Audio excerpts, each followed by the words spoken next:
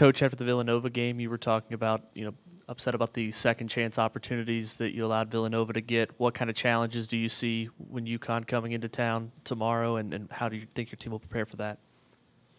Yeah, it's more of the same. UConn does a lot of things really well. Offensive rebounding is one of them, and really in our conference, it's actually amazing. I think we have 3 or 4 of America's best offensive rebounding teams. Playing Seton Hall, they're clearly one of them.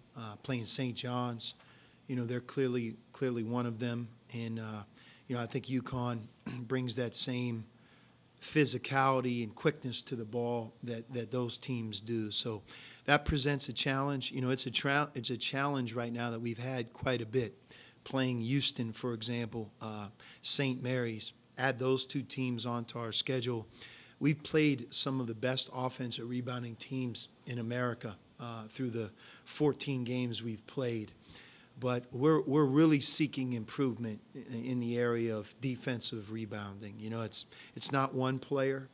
There's a couple guys that do a better job rebounding than others.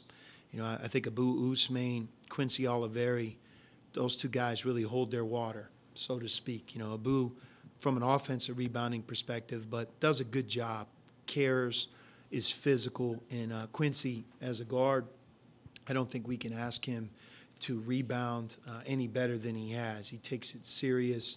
His statistics back that up. But, some guys that don't start the game, getting more from maybe our 4 position and just across the board, I really believe unless we defensive rebound better, block out better, get those tough rebounds that the Big East offers, we're not going to break through like I do think we're capable of. It's priority number 1. It's priority number 2. It's probably priority number 3, that when the shot goes up, this is not the conference for the weak and timid, the small and frail. You have to battle. You have to hit people. You have to go get the ball with 2 hands. You have to really care about it. Sometimes it's actually not going to be fun to put your head in there and go, but you have to be willing to go get the ball. I think it's the line of scrimmage in college football where a lot of it is just won or lost. When a shot goes up in the Big East Conference, if you're not ready to participate, if you don't have a group that's going to commit towards the importance of getting the ball, I don't think it's going to go well. That was true in 1987 when I walked into this league from Beaver Falls. And it's true today when I came back to this league in 2022. Physicality is part of it. It's what this league's about, and it's probably the thing that I want to fix, that we need to fix, we need to stress more than anything else. It starts moving forward. Tomorrow's game will be won or lost to a large extent on how well we do right there with that question. I could stop there and just say, I just gave you 80%.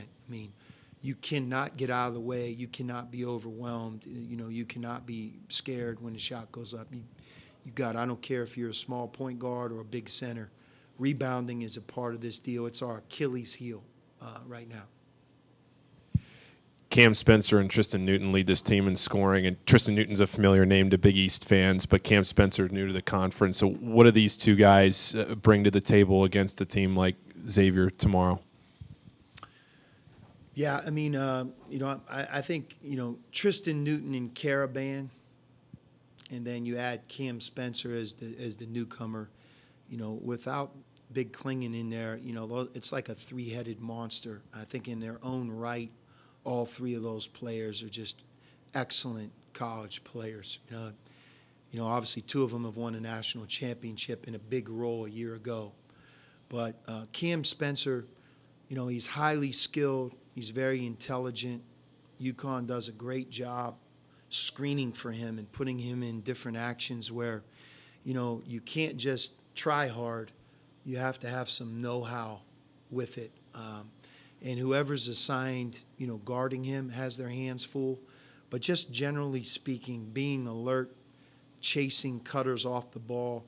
In today's world of college basketball, where the dribble and ball screen actions, pick and rolls are prevalent, UConn does a lot of that, but they have a lot of off-the-ball screening. And Cam Spencer, based on where he is in his career and the type of player he is, he's a really good fit for who they have already and the way they run things. So, yeah, can really score, smart, off the ball. I also think he's physical. Like, he had a huge offensive rebound against Butler in the last game, and you have to block him out. And that goes back to what I just finished talking about.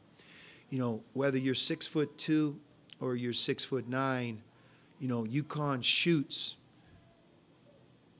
It's a big deal. You cannot run for the bushes. You have to hang in there, hit the guy in front, go get the ball, get it with two hands, not fall down, not be afraid of contact. And if you got Cam Spencer, even though you think of his shooting, he can break your back offensive rebounding. And I would say the same thing about the other two that I talked about.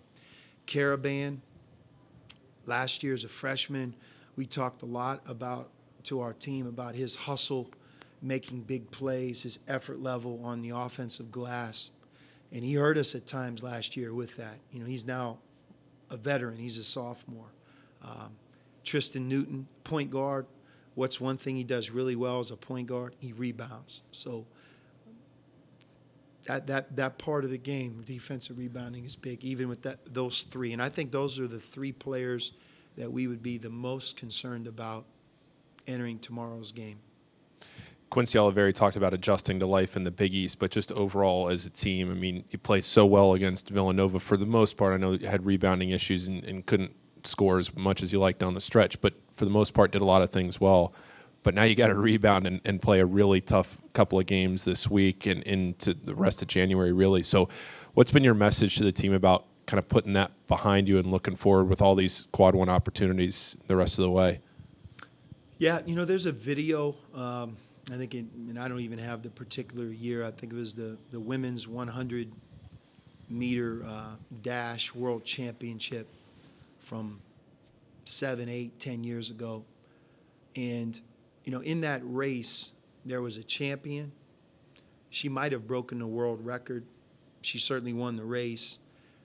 And then, out of, I think, the 9 runners, there was 7 that were within hundreds of a second from the winner. But somebody finished in 7th place. And I think our conference, I'll use that analogy, that the difference between maybe not even the team that wins it, but 2nd or 3rd place and 6th or 7th place is going to be single plays. The last minute of a game, a team that maybe wasn't ready for one road game, and that comes back to haunt them. The parity is amazing. There are teams that are more talented, more experienced than others. But for the most part, that's one of the things that makes this conference so amazing. It's 20 games, 10 at home, 10 on the road. And the difference in scores, and you've already seen it, are just, it comes down to things like who gets the most second shots, who makes the most free throws, who's the most ready at the opening tip. So I think that's been my biggest message with our team. One of the things that captivates a fan in the NFL is in week 17, everybody seemed to still have a chance to make the playoffs. In the Big East Conference this season, we have some great teams, great players. But, man, one of the things that you really see is just the difference between finishing in 3rd place and 7th comes down to, making a last-second shot or missing it. So we have to be ready. We know we're in for a tall order tomorrow. Any team that plays UConn has that same challenge in front of them. What happened a year ago is irrelevant, both us beating them and also them winning the national championship. They have to do it all over again, and we play them twice this year whether we want to or not. So we have to be ready. And when I talk to our team and when we practice our staff, it's our job to make sure that we leave what happened behind us, learn from it, and be just the most ready we can be for the next game, and do it 20 times. And do I think that we're going to be the most ready we can be all 20 games? Probably not, but we're going to die trying. And I do think that we have that type of team that can continue to develop and improve. And on any given night, if we're at our best, I think we could be really dangerous. And we have to make that happen tomorrow. To follow up what you said, Sean, about them winning it last year, but that not mattering now, does it add any more juice when a defending national champion comes to your court? For sure. And that's to Danny Hurley and his coaching staff's credit and their team. UConn's a big deal because they're so good, because of what they did a year ago and what the history of their program has done over the last 30 years. It's just UConn means something, and it means something to your fans. And, I'm sure that they're well-versed and that you're going to get everybody's best shot. But if you don't give them your best shot, you're going to have a hard night ahead of you because they're really good. They're good at what they do. They're good on offense. They're good on defense. They got a terrific coach. They got really good players. They're battle-tested. When you win a national championship and you go deep into the tournament and you return a couple starters from that experience, you don't get scared easily. You've been through so much, and I think that's part of UConn's DNA, that they're going to be ready. And they just came off of a great game at Butler, a game that Butler was right there. But UConn finished them off in the last several minutes. And, look, if you're fortunate enough to be there in those last several minutes, you have to be really tough-minded and be able to make big plays at the end of the game to have a chance to beat them. But no doubt. And that's what's great for our fans. You're a season ticket holder. You don't have to just wonder who you're playing. You're gonna have great games weekly from this point forward.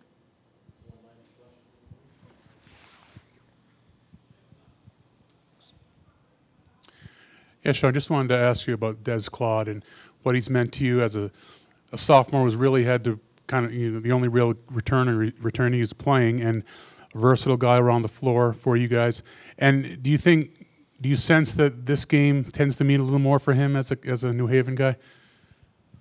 I'm sure it does. Simply, again, and I mean that with the most respect that I can give towards my answer. Like, the Yankees show up in baseball, it just means more. Why? Because of who they are. I think part of it is, UConn has earned everybody's respect, not only by winning the national championship last year, but just with what they've done over so many decades, So that alone, I think, gets somebody ready. But if you're kind of born and raised in New England and you go to another school, I would say that's not just Desmond. That's anyone in that situation that I just described, right?